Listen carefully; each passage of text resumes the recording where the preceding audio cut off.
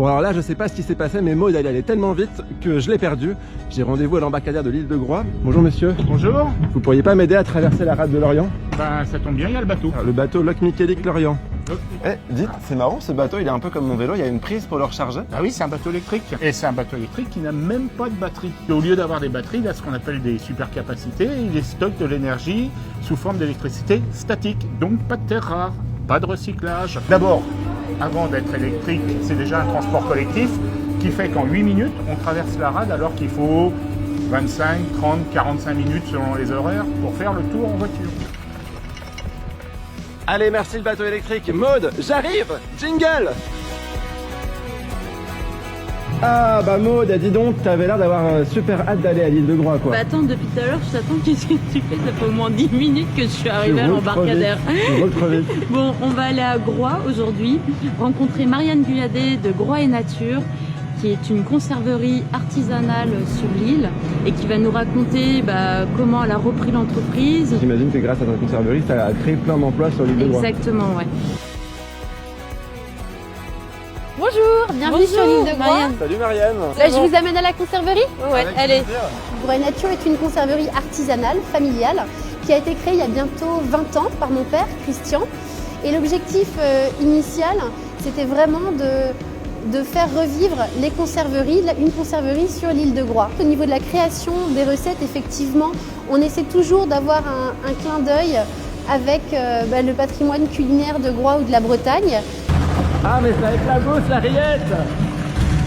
Là, on a une bouteille d'huile de homard. Donc l'huile de homard et le homard, on l'achète sur Lorient. Ensuite, on travaille principalement avec 2 marailleurs. Un marailleur à Lorient et un marailleur sur le Finistère. Créer de l'emploi sur un territoire insulaire, c'est pas forcément évident.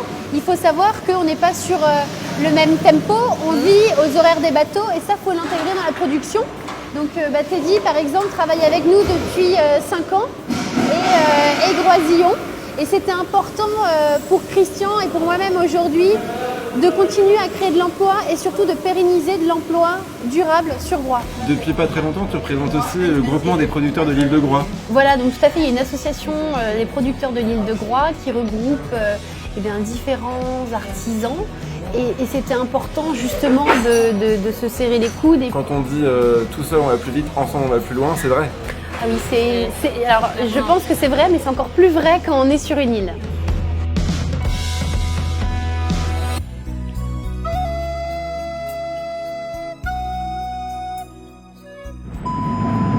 Maud, on vole. Non, elle veut me faire tomber à l'eau. Carrément. Pour Maud, pour la suite de la journée, moi je t'emmène dans un centre d'enfouissement de déchets. Mais attention, c'est pas n'importe quel déchet, ils produisent du chauffage. T'as vu, c'est glam. Ah, mais il n'y a pas de transition là, il n'y a pas de... Non, on y va direct. on passe de la rillette de thon aux déchets. Bon, bonjour Laurent, bonjour Isabelle. Bonjour. Alors dites, est-ce que tous les déchets de l'agglomération de Lorient, ils se retrouvent là? Alors pas en totalité, une grande partie est traitée, triée et valorisée sur l'usine de Codan. Ces déchets qui malheureusement vont être enfouis, ici ils génèrent du chauffage. C'est dingue. Comment c'est possible? Exactement, les alvéoles dans lesquelles les déchets sont stockés quand ils arrivent sur le site ici se comportent un peu comme des gros estomacs. Et donc la fermentation produit du gaz. On va le valoriser pour le réinjecter sur le réseau de gaz de ville et donc il va pouvoir être utilisé dans la commune et servir de chauffage pour les habitants. Bon alors avec Maud, on s'est dit que tant qu'à faire de venir vous voir, on allait amener notre poubelle. Ouais. Bon, un reste de pique-nique. Poubelle verte. Alors la poubelle verte, c'est des biodéchets parce qu'en fait, à Lorient Agglo, on est une des premières collectivités à avoir mis en place le tri des biodéchets. On a 3 poubelles dans notre cuisine. C'est super, vous avez plein d'initiatives pour revaloriser au maximum les déchets, mais bon, au final, j'ai envie de dire... Le meilleur déchet, c'est celui qu'on ne produit pas. C'est la phrase de chaque... C'est vrai. Voilà, le message est passé. C'était hyper intéressant, ouais. Ah ouais, vraiment. Bon, maintenant, pour finir la journée, je t'emmène dans un endroit top du top, à la base, Lorient la base, Ouais. où sur le toit d'une ancienne base de sous-marins, ils ont installé, tu vas voir, surprise. On a ici un bunker qui accueillait des sous-marins, donc 20 000 m² de surface. Donc on a construit une énorme surtoiture de 20 000 m² et on a profité de cette opportunité pour installer une ferme solaire. Il y a 10 000 panneaux solaires sur le K2. Maud, donne-moi ta main, j'ai le vertige. Ça va bien se passer. Non, je rigole, c'était juste pour la cascade. Bon, du coup, Philippe, Isabelle, quand on voit tout ce qui se passe sur l'agglomération de Lorient, on se demande est-ce que c'est que Lorient ou est-ce que c'est la France entière qui est en train de bouger? Ah, c'est la France entière qui est en train de bouger, mais c'est vrai que Lorient Agglomération, c'est un territoire très volontaire. C'est bien de dire aux autres là où on veut aller, mais l'agglo doit être exemplaire. Le but, c'est de concourir à la neutralité carbone de la nation en 2050.